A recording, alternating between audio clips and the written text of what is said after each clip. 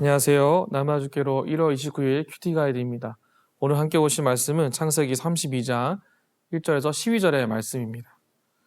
야곱이 라반과 헤어진 후에 길을 가는데 하나님의 사자들이 그를 만나게 됩니다. 야곱은 그들을 보고 하나님의 군대라고 하는 그 땅 이름을 마하나임이라고 칭하게 됩니다. 이 마하나임은 두 진영의 뜻을 가지고 있는데요. 이 단어의 뜻을 볼 때 하나님의 군대가 두 진영을 이루고 있었던 것으로 우리가 보게 됩니다. 여호와의 사자가 야곱을 만나고 하나님의 군대로 보여준 것은 어떤 의미를 가지고 있을지 함께 말씀을 살펴보고 은혜를 나누기 원합니다. 1번입니다. 야곱이 사자들을 통해서 에서에게 하고자 한 말은 무엇입니까? 3절과 5절입니다. 야곱이 세일 땅 에돔들에 있는 형 에서에게로 자기보다 앞서 사자들을 보내며 그들에게 명령하여 이르되 너희는 내 주 에서에게 이같이 말하라. 주의 종 야곱이 이같이 말하기를 내가 라반과 함께 거류하며 지금까지 머물러 있었사오며 내게 소와 나귀와 양떼가 노비가 있으므로 사람을 보내어 내 주께 알리고 내 주께 은혜 받기를 원하나이다 하라 하였더니. 야곱은 하나님의 군대를 보고 난 뒤에 용감하게 세산에 있는 에서에게 사람을 보냅니다. 그리고 소와 나귀와 양떼와 노비들을 함께 보내줍니다. 이것은 바로 야곱이 자기의 형 에서와의 화해를 하고자 자신이 가지고 있는 재산을 떼어주게 되는 것이죠. 용서와 화해를 하기 위해 야곱이 이와 같은 모습을 보게 됨을 성경 우리에게 보여주고 있습니다. 2번입니다. 사자들이 야곱에게 전한 말은 무엇입니까? 이에 대한 야곱의 대처는 무엇입니까? 6절에서 8절입니다. 사자들이 야곱에게 돌아와 이르되 우리가 주인의 형 에서에게 이른즉 그가 400명을 거느리고 주인을 만나려고 오더이다. 야곱이 심히 두렵고 답답하여 자기와 함께한 동행자와 양과 소와 낙타를 두 떼로 나누고 이르되 에서가 와서 한 떼를 치면 남은 한 떼는 피하리라 하고.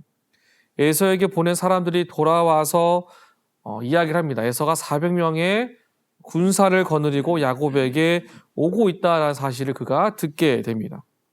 야곱은 하나님의 군대를 만났기 때문에 에서가 400명이 아니라 그 이상의 군대를 거느리고 온다고 그가 마음을 품게 됩니다. 그와 같은 상황 속에서 하나님이 그와 함께 하신다는 사실을 알고 있음에도 불구하고 그 마음속에 두려움이 생기게 된 것이죠.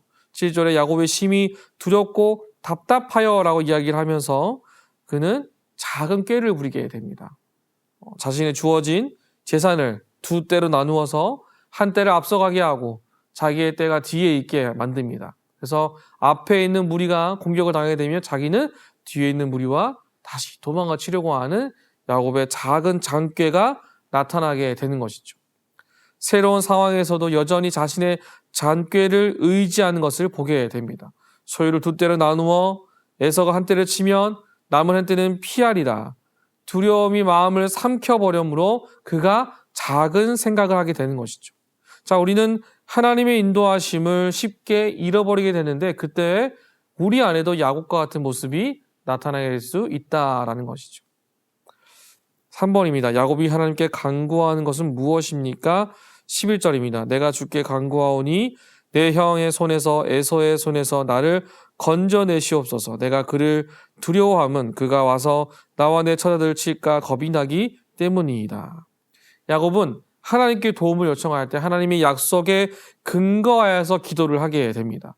하나님의 약속이 펼쳐지기 위해서 지금 내 앞에 놓인 갈등과 염려 속에서 나를 자유케 해 주실 것을 강력하게 구하고 있는 것이죠. 그렇게 간절히 기도하고 있는 야곱의 모습을 통하여 우리도 야곱처럼 문제 앞에 놓였을 때, 즉 절박한 심정으로 기도할 때에 하나님의 계획과 하나님의 약속을 더 붙들게 되는 것을 보게 됩니다. 하나님 앞에 가까이 나아감으로 지금 내 앞에 있는 위기 속에 하나님의 인도하심이 가장 중요한 것임을 우리가 느끼고 믿고 고백하게 되는 것이죠.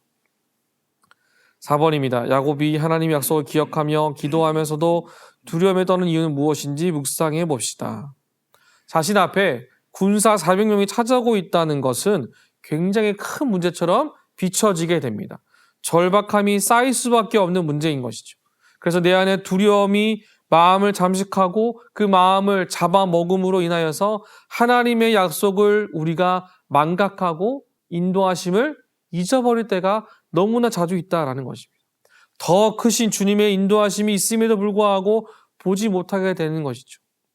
앞이 캄캄하고 하루하루를 살아가기 힘들 것 같다라는 온전치 못한 우리의 연약함을 하나님은 아시고 또 우리 안의 연약함을 세워 가신다는 사실을 우리가 이 본문을 통하여서 우리 자신을 놓고 기도함으로 나가야 하는 것입니다.